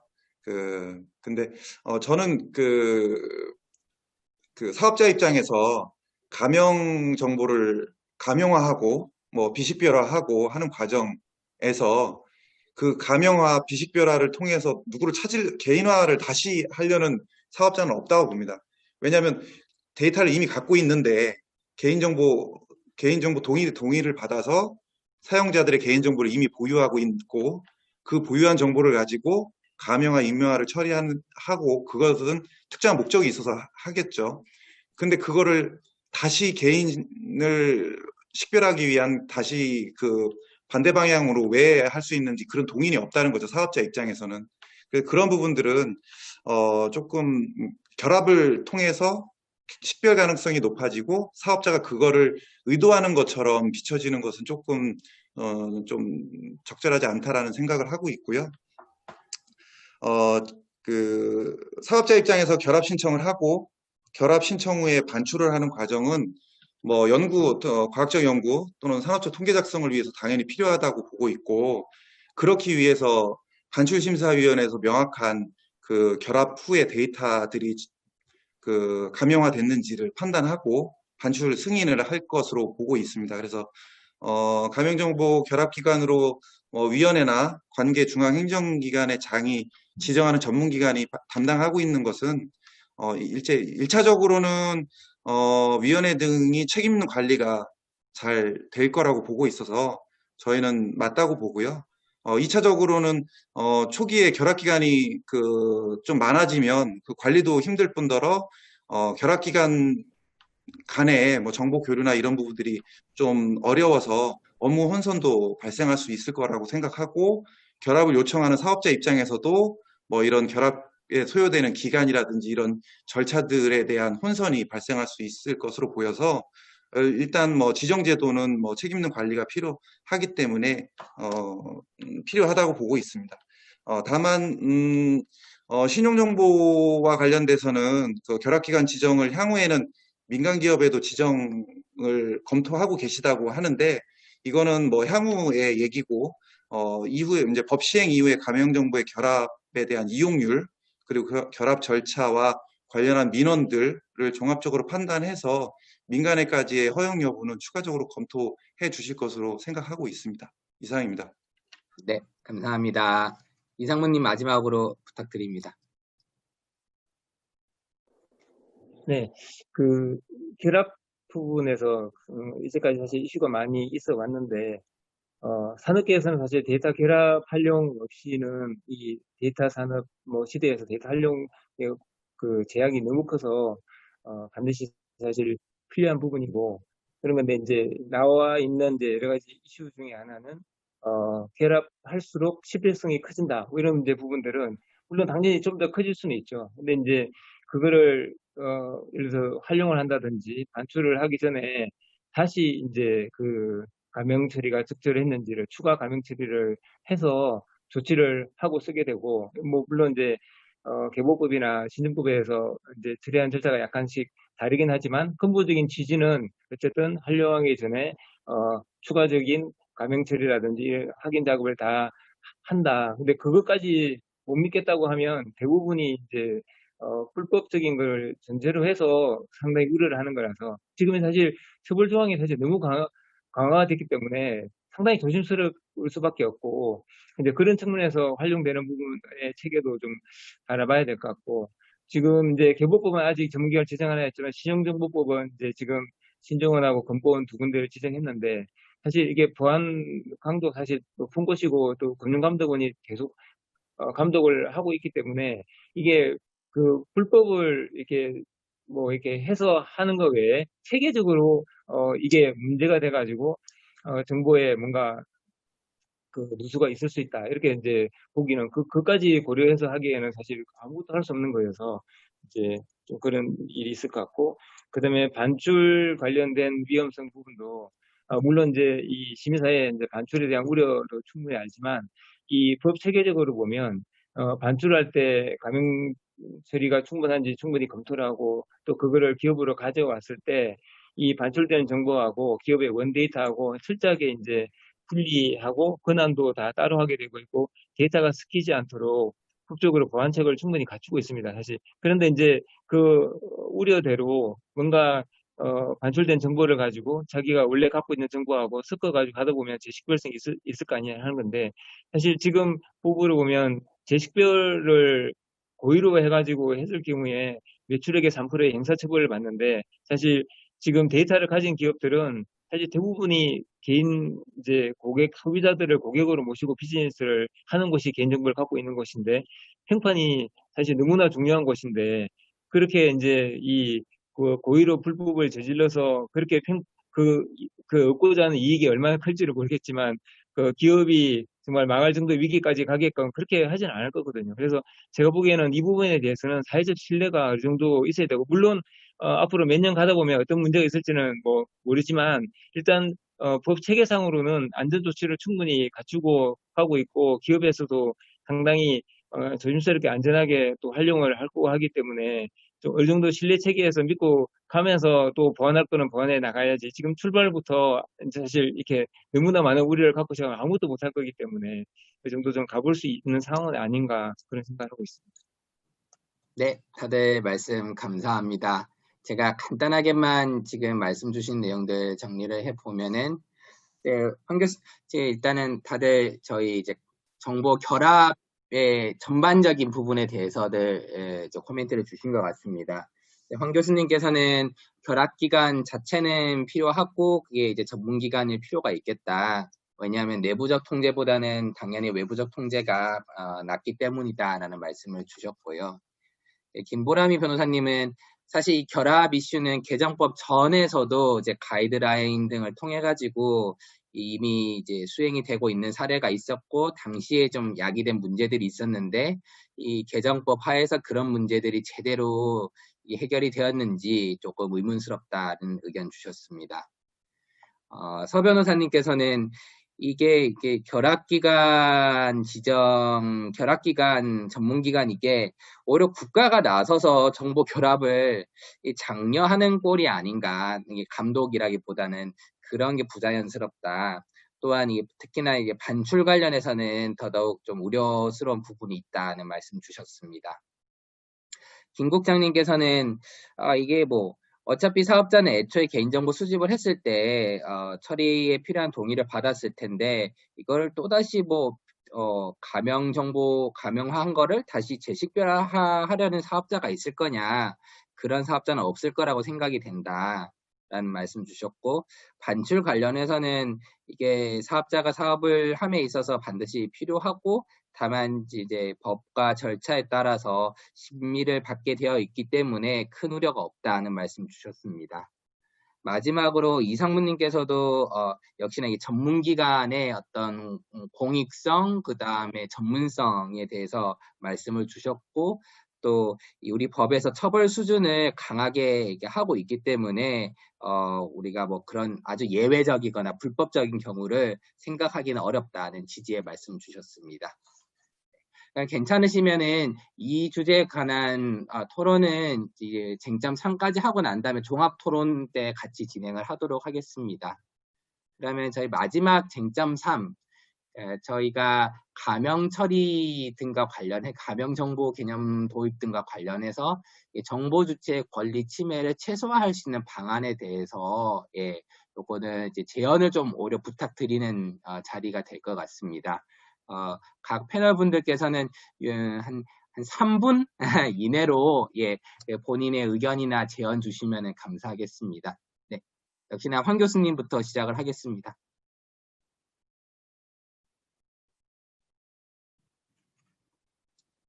네, 황 교수님, 저희 음소거 상태입니다. 두 번째 쟁점이 저는 이제 결합 기간의 지정 그 자체만 봤는데 이제 결합 자체의 뭐 문제점을 말씀을 하시니까 이제 저 쟁점이 좀 흩어졌어요. 그래서 저는 이게 조금 이제 제가 잘못 잡았나 이런 생각도 드는데 사실 이제 그 문제는 지금 제가 세 번째에 좀 말씀을 드리려고 했습니다.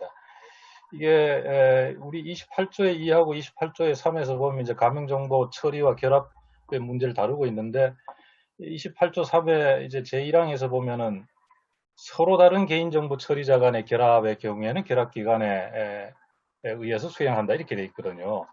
그래서 이 전제가 이제 28조 2에서는 개인정보 처리자가 이제 가명정보를 처리할 수 있다 이 원칙을 정해놓고 28조의 3에 가서는 서로 다른 개인정보 처리자 간의 결합은 전문기관이 수행하도록 이렇게 제한을 하고 있는데 저는 여기서 약간 좀 의문이 드는 게 이게 우리가 이제 가명정보의 결합 자체를 원칙적으로 금지하는 것은 아니지 우리 현행 법체계가 28조 2의 제 1항이나 2항으로 봐서는 결합 자체를 금지하지는 않는 것으로 보고 28조 3에서 다만 다른 개인정보 처리자 간의 결합의 경우에는 어느 특정한 개인정보 처리자 혼자 하는 것이 아니니까 위험성이 좀 높다 그래서 이제 결합 전문기관에 의해서 결합을 수행하도록 이렇게 하고 있는데 여기에 사실은 여기 다른 개인정보 처리자 간의 가명정보의 결합을 조금 더 좀 보완했어야 되는 것이 아닌가. 이를테면은 우리 뭐 삼성전자라든지 대기업 같은 경우에 아주 우리 대기업의 경우에는 그 가명정보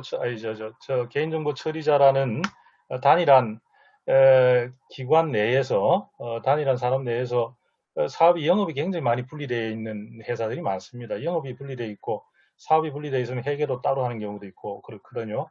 그럼 이게 이제 다른 개인정보 처리자는 그런 경우를 이제 포함하지 못하는 경우가 있을 수가 있어요. 그러니까 영업이 분리되거나 개인정보 처리자가 같은 경우에도 그런 필요가 좀 있을 그 가능성이 좀 있습니다. 그래서 영업이 분리되어 있거나 또는 수집 목적을 달리해서 수집되는 이제 저 정보들이 다 이렇게 따로 이제 관리되는 경우가 있을 수가 있죠, 그죠?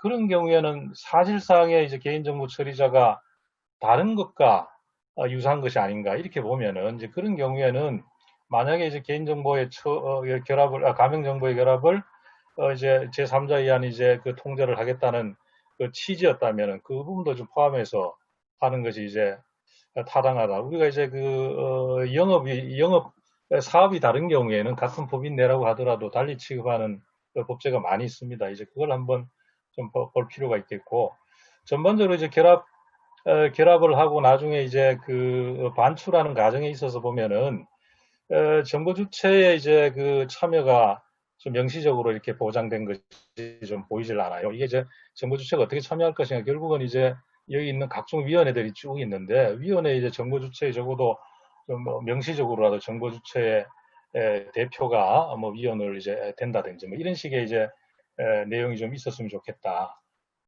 그 다음에 이제 세 번째는 반출 이후에 가는 절차가 지금 우리 그 시행령에서 보면은 구체적이지 않습니다. 그래서 그 이제 반출 심사 기준을 이용해 29조의 3에서 정해놨는데 그 심사 기준에서 보면 반출 정보에 대한 안전조치 계획이 있을 거. 그래서 안전조치 계획만 있으면은 그냥 반출 심사 기준을 통과하고 반출 이후에 통제 절차는 아무런 규정이 없어요. 이거는 조금 법이 좀 미스한 것 같아요. 이거 반출 이후에 어떻게 통제할 것인가 이를테면은 일정 기간 동안 보고를 하게 해야 되고 보고 의무 같은 게 보통 주어져야 되겠죠.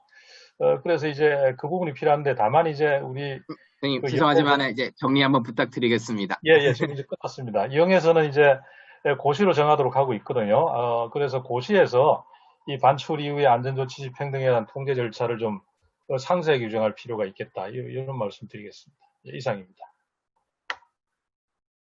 김 변호사님 부탁드립니다. 음소거 상태. 네.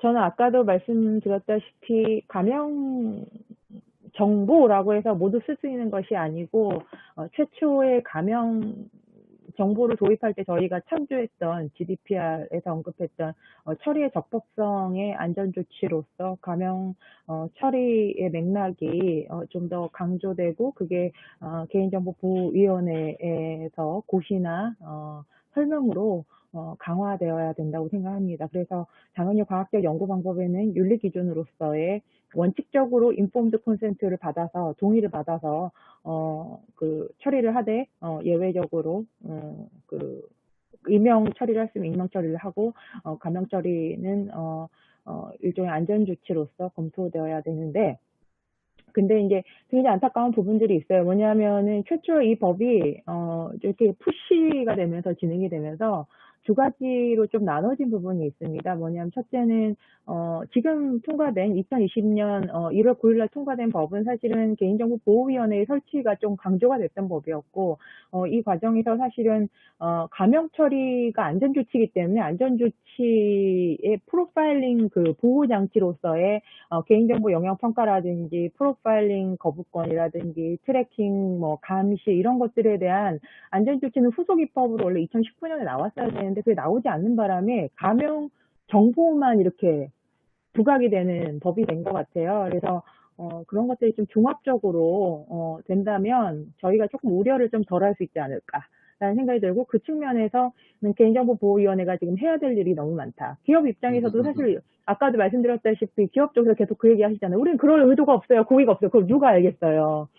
또 그렇게 하실 분들도 있을 수도 있고, 물론 여기 나와 계신 지금 김재한 선생님이나 이육재 선생님을 제가 존경하고 신뢰합니다. 하지만 믿을 수가 없어요. 왜냐하면 누가 두 분이 대표자도 아니고 다 책임지실 거예요 하고 나면 그러지도 않을 거잖아요. 그렇기 때문에 안전조치에 대한 적어도 프로파일링, 그 다음에 개인 영향평가, 그 다음에 트래킹이나 감시나 자동화된 의사표시에 대한 보호장치, 그 다음에 개인정보가 참여할 수 있는 그런 길을 열어주시면 누가 뭐라고 하겠어요. 근데 그게 지금 없단 말이에요. 그래서 그걸 빨리 개인정보보호위원회가 입법적인 후속 조치를 빨리 작업을 해주셔야 되고요. 아까 결합과 관련돼서는 다시 한번 말씀드리지만은 기업 쪽에서 아무리 고의가 없다고 한들 정부 주체가 알아야 되는 거는 인권이고 사실은 기본법상 보장되어야 되는 개인정보 통제권의 전제 장치입니다. 그러므로 정보 주체들이 거기에 대해 참여하고 또 거기에 대해서 자신의 내가 하고 싶지 않다라는 것을 표현할 수 있는 그런 것들을 좀 마련해 주시고, 그 다음에 좀 더 투명하게, 지금은 투명성이 과거에 저희가 박근혜 정부 때 했던 결합과 별 차이가 없어요. 그래서 그런 것들을 조금 보완해 주신다면 지금 기업들이 왜 이렇게 처음부터 우려만 많습니까? 우려가 많을 수밖에 없어요. 법이 이렇게 돼 있어서. 그래서 그런 부분을 빨리 기업 쪽에서도 산업의 발전을 위해서도 안전장치를 마련해 주십사 하고 같이 읍소를 하면 좋겠다라는 것으로 마무리하겠습니다. 감사합니다. 감사합니다. 네, 서 변호사님 부탁드립니다. 저희가 죄송하지만 한 2, 3분 내로 다들 부탁드리겠습니다. 빨리 말씀드리도록 하겠습니다. 말씀하신 대로 저희 일반적으로 시민단체와 이제 기업 간의 대립 이런 구조로 계속 언론이 나가고 뭔가 그런 식으로 하는데, 시민단체도 기본적으로 공익적인 목적을 촉진할 수 있는 데이터의 활용이나 이런 부분들에 대해서는 하지 말라는 게 아닙니다. 했을 때 정보 주체의 권리를 존중을 해달라는 것이고, 거기에서 사실은 모든 문제는 동의를 받으면 끝나는 문제죠. 근데 이제 동의를 받을 수 없기 때문에 그런 문제들 때문에 고민이 많으신 것 같은데요. 과연 그러면 동의를 받는 것에 대해서 노력을 할 수 있는 여건에 있는 사람들이 그런 것들을 하고 있는가에 대해서는 좀 고민을 해봐야 될 것 같습니다. 저는 말씀드리고 싶은 게 이제 개인정보 보호법입니다. 이게 개인정보 활용법이 아니에요, 기본적으로. 그랬을 때 이제 개인정보의 활용을 촉진하려기보다는 이제 활용 내에서도 정보 주체의 권리를 어떻게 보장해야 될지 입법이 이루어져야 되는 겁니다.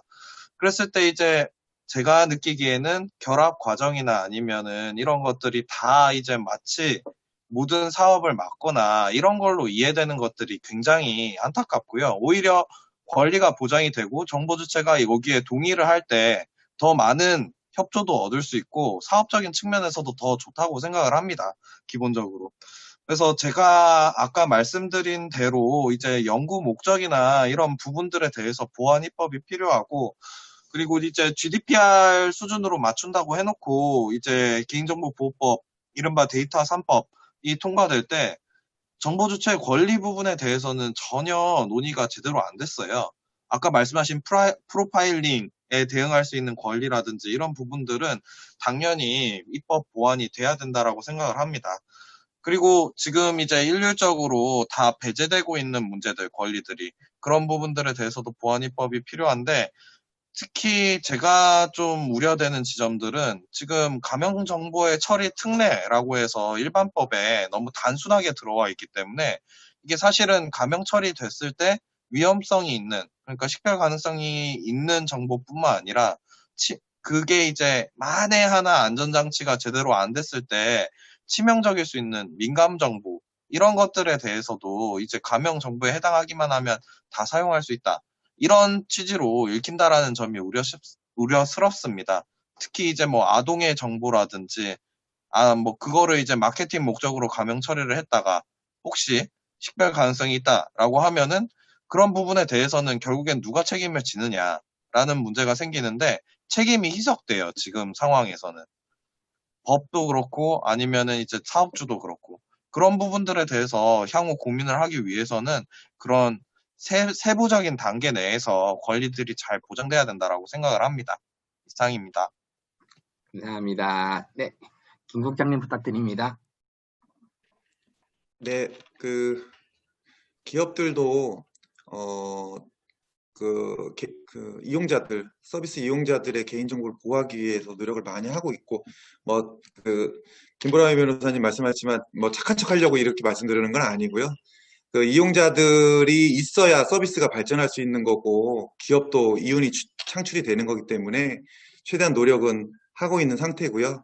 어제까지 개보위에서 행정예고했던 개인정보 가명 처리에 대한 가이드라인부터 시작해서 이제 하나하나씩 이제 만들어 가야 될 것이라고 보고 있고요. 저희도 그거 관련해서 계속적으로 의견 드리고, 좋은 방향으로 이루어질 수 있도록 정보 주체 권리가 좀 더 보장될 수 있도록 저희도 노력하도록 하겠습니다. 그리고, 지금 말씀 주신 것처럼 정보 주체 권리가 강화되고 또는 정보 주체가 어떻게 가명 처리가 되고 있는지, 어떻게 개인정보가 이용되고 있는지, 제공되고 있는지를 알려면 개인정보 주체가 본인들이 동의한 거, 그 다음에 본인들이 서비스에 가입한 내역들을 좀 잘 알고 계셔야 되는데, 지금 어떻게 보면 실질적으로 지금 현재의 동의 제도는 너무 형해화되지 않았나라는, 그리고 너무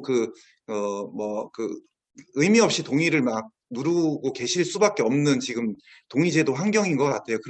그래서 향후에는 그런 부분들을 조금 더 정보 주체들이 명확하게 확인할 수 있는 방식으로 지금 현재 선택 필수, 개별 동의, 서비스 만들었을 때 또 동의받고 이런 형태의 등등이 조금 더 개선돼야 될 여지가 있지 않나, 이런 부분들 같이 논의도 있었으면 합니다. 이상입니다. 네, 이상무님 부탁드립니다. 네, 오늘 말씀 잘 들었고요. 마지막 부분이 권리 침해 부분이어서 사실 이제 아주 중요하고 잘 고려가 돼야 될 부분이라고는 생각합니다. 이제 이 가명정보 관련해서 이제 권리 침해 부분, 아까 말씀드렸듯이 이제 식별성이 없어지는 부분에 대해서 배제되는 부분 외에 저희가 추가적으로 좀 해야 될 부분이라고 보는 부분은 활용 목적을 명확하게 해서 그 목적 내에서 활용하는 부분이라든지, 안전하게 보안 체계를 잘 유지해서 한다든지, 이런 부분이 기본적으로 필요하고, 또 이 가명정보를 활용함으로써 기업들이 뭔가 이득이 생기는 부분에 대해서 소비자에게 뭔가 환원을 좀 할 수 있는 방안들을 계속 지속적으로 고민을 나가서 소비자에게 좀 혜택이 되는 부분들을 고려를 해야 될 것 같고, 또 좀 더 이제 안전하게 활용하기 위한 이제 이 데이터의 보안 기술들도 많이 발전을 하고 있습니다. 그래서 이제 동영암이나 재현 데이터나 여러 가지 기술들도 해서 좀 더 개인 정보는 활용하되 개인의 이제 식별성을 낮춰서 활용하는 이런 부분들의 기술들도 계속 발전시키는 부분들도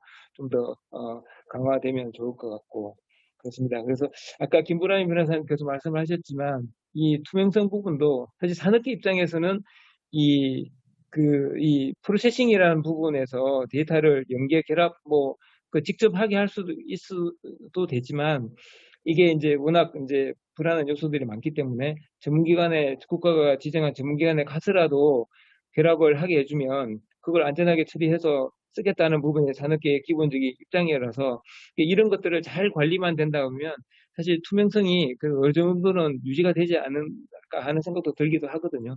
근데 이제 뭐 앞으로도 물론 보완을 해야겠지만 저는 뭐 이 정도로 말씀을 드리겠습니다.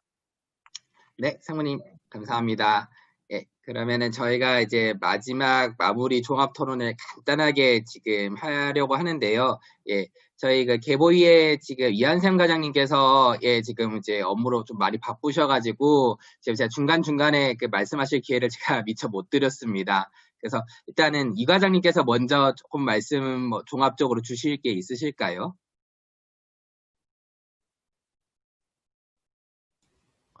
예, 그 데이터 안전 정책과장 이한샘입니다. 혹시 잘 들리시나요?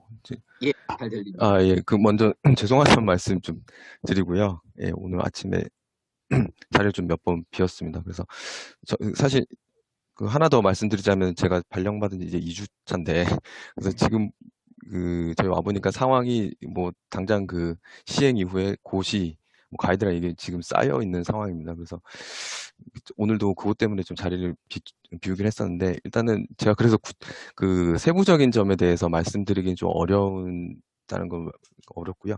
다만 이제 저희가 계속 제가 간간히 들었을 때는 여기 안전한 활용 그리고 뭐 보호와 활용의 균형 이 점이 제일 중요한 것 같은데 앞으로도 지금 이제 첫걸음이다 보니까 이제 계속 하면서 뭐 보완할 사항들이 많을 것 같습니다. 오늘 잠깐만 들어도 저희가 막 추가로 검토해야 될 게 뭐 많이 이제 있을 것 같은데요. 열린 자세로 많은 분들과 소통하면서 과제들을 계속 보완해 나가도록 하겠습니다. 네, 감사합니다. 그러면 패널 분들께서 지금 6분 다 말씀을 하시기에는 시간이 조금 부족한 것 같고요. 예, 혹시 지금 꼭 이렇게 말씀을 하셔야겠다는 분 있으시면은, 예, 받겠습니다. 예, 그러시면은, 예, 지금, 마침 저희 플로어에서 질문이 3개가 지금 올라왔는데요. 예, 하나는 지금, 구체적인 판례에 대한 질문이셔가지고 저희 서 변호사님이 바로 줌에다가 답변을 다셨으니까 질문자분과 다른 참석자분들도 예 줌에서 바로 확인 부탁드리겠습니다. 그 다음에 지금 역시나 또 서 변호사님께 이게 온 질문인데요.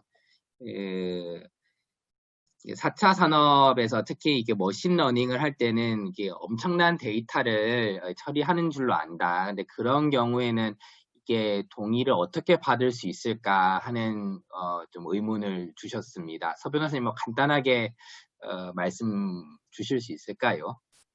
네, 뭐 데이터가 수백만 개 사용되는 건 아는데요. 그 데이터를 유형별로 보통 구분해가지고 저희가 동의를 받죠. 동의를 받을 때 일단 활용 목적이나 이런 것들을 고지를 하고 그 데이터의 구성 요소들을 뽑아서 동의를 받는 문제이기 때문에 그 수백만의 데이터를 한 개 한 개씩 동의를 받는 것은 아니라고 생각을 합니다. 기본적으로는. 그래서 지금 말씀하시는 내용이 그런 이제 수집 항목이 범주가 너무 많다라는 지점인 것인지 아니면은 이제 그 데이터 하나를 다 이제 동의를 받아야 되는 건지. 근데 그거는 이제 활용 목적에 따라서 다를 수 있다고 생각을 해요. 그러니까 과학 목적으로 뭐 사용을 한다라고 했을 때 이제 뭐 지금은 동의가 배제되고 있는데 뭐 그 목적 외에 이제 활용이 될 때는 또 개인정보보호법상의 예외 규정도 있지만 그 목적별로 또 동의를 받아야 되는 것이고. 그래서 저는 이제 그 질문의 취지가 지금 수백만 데이터에 이제 하나하나의 특성을 다 적시한 채 받는 방식은 좀 비효율적이라고 생각을 합니다. 네, 답변이 제대로 됐는지 모르겠네요. 예, 그 두 가지 사항을 다 생각을 하고 질문자께서 답변 주신 것 같습니다. 예. 저희 또 다른 질문으로는 조금 기업에서 가명정보 처리하는 활용 사례를 물은 게 있는데 요거는 아마 지금 시간 관계상 지금 뭐 다 구체적인 사례를 지금 얘기하기는 조금 어려울 것 같아가지고 다음에 기회가 되면은 또 별도 기회로 조금 예 설명을 드릴 수 있는 기회가 있으면 좋겠습니다. 그러면 저희가 이제 시간이 이제 1분 남은 것 같아가지고 정리를 하도록, 죄송합니다. 지금 질문이 하나 더 올라왔는데, 예. 근데 또 시간 관계상 일단은, 첫 번째 세션은 마무리를 해야 될 것 같습니다. 오늘 이렇게 더운 날씨에도 고생해주신 모든 패널 분들께 감사드리고요. 그리고 지금 저희 참석자분들도 이게 지금 첫 번째 세션이고, 또 이게 사실 저희 학교에서 공부할 때도 실제 강의보다 이거 온라인 강의, 인강 듣는 게 더 힘든 건데, 하여튼, 예, 오늘 다른 세션까지도, 예, 다 잘 참석하셔가지고, 좋은 어떤 배움의 기회가 되시길 바라겠습니다. 네, 오늘 모든 분들께 다시 한번 감사드립니다. 감사합니다. 예, 수고하셨습니다. 수고하셨습니다.